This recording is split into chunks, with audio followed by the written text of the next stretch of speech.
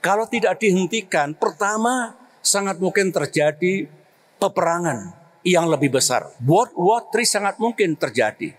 Sangat mungkin. Saya jenderal, saya mengerti geopolitik, saya mengerti hubungan internasional, saya mengerti peace and security.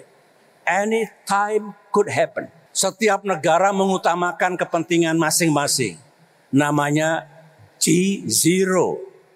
Every country for itself. Dengan nasionalisme yang ekstrim, dengan tindakan sepihak, terutama negara-negara besar, negara yang punya veto power. Terjadi kemunduran kerjasama global, baik multilateral ataupun regional. This one has to stop. Kalau tidak dihentikan, pertama sangat mungkin terjadi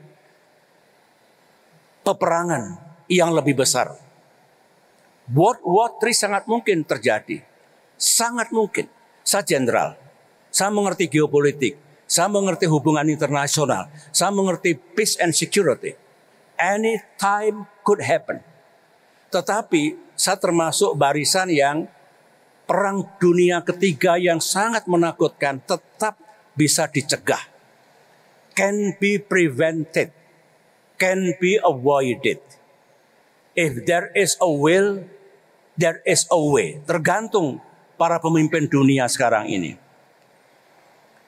Ini pokok pikiran pertama, dunia kita yang berpengaruh pada masa depan dunia, masa depan Indonesia. Pokok pikiran kedua adalah, saya katakan, ekonomi Indonesia harus tetap tumbuh. Kita harus mencapai pertumbuhan minimal 6% or more. Dulu 10 tahun alhamdulillah kita bekerja keras mencapai 6%.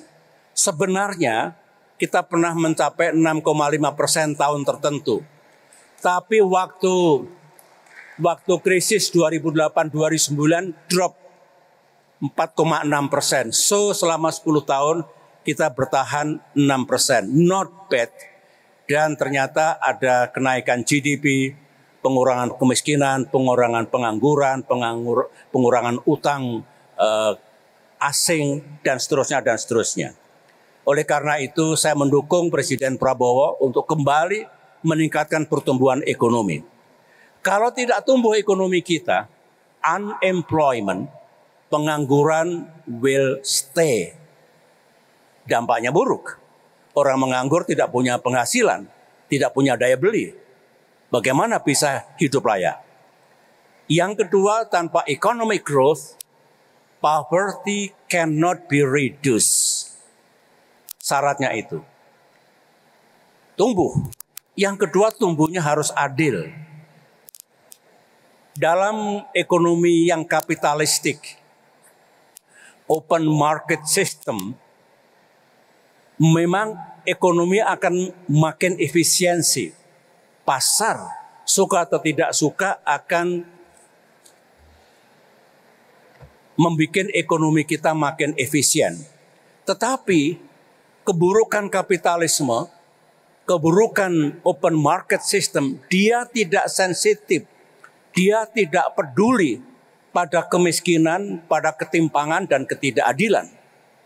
Oleh karena itu, kita tidak boleh surrender, menyerahkan pada kapitalisme dan open market system. Appropriate government rules, tangan-tangan pemerintah yang positif, yang proporsional, yang diperlukan tetap diperlukan. Adam Smith mengatakan, don't worry, pemerintah sudah nggak usah ikut-ikutan. Kalau ada apa-apa, ada invisible hand, tangan-tangan tidak kentara, yang bisa mengatur ekonomi tetap stabil dan tumbuh. Kata Adam Smith.